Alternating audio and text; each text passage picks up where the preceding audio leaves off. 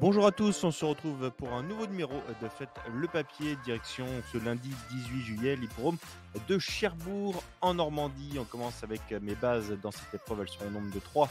On commence avec le numéro 6, il s'agira de Gourou, un pensionnaire de Mathieu Mottier qui est un double gagnant de Quintet Plus cet hiver sur l'hippodrome de Vincennes. Il vient de se classer quatrième sur la piste de Mokanchi. Vous le voyez, il subissait les attaques mais dans un très bon lot.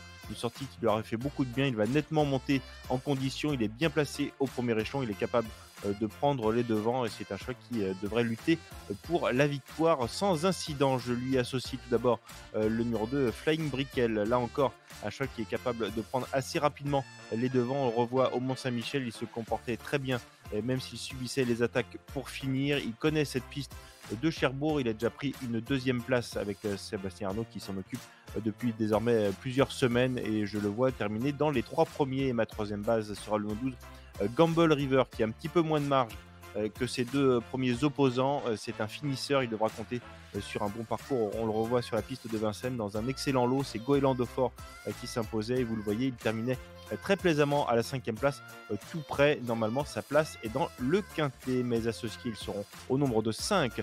On commence avec le numéro 7, Flash de Ceylan, qui vient jouer de malchance. Il avait sans doute course gagnée en dernier lieu sur l'hippodrome des Sables d'Olonne. Il faut le reprendre en confiance. Le numéro 9, c'est Esteban Giel, qui avait brillé cet hiver sur la piste de Cagnes-sur-Mer.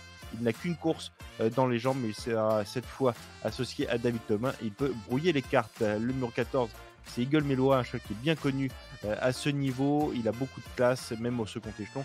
Il peut confirmer ses bonnes dispositions.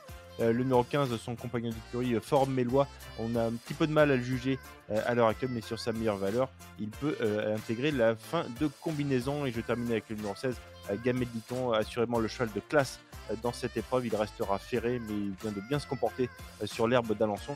Il faut s'en méfier. Mon ticket dans cette épreuve, vous le voyez, 6 de 12 avec 2X pour un montant de 10 euros, une difficulté environ 40%. Un ticket que vous pouvez retrouver sur notre site equidia.fr avec de plus amples informations. Merci et bon jeu à tous.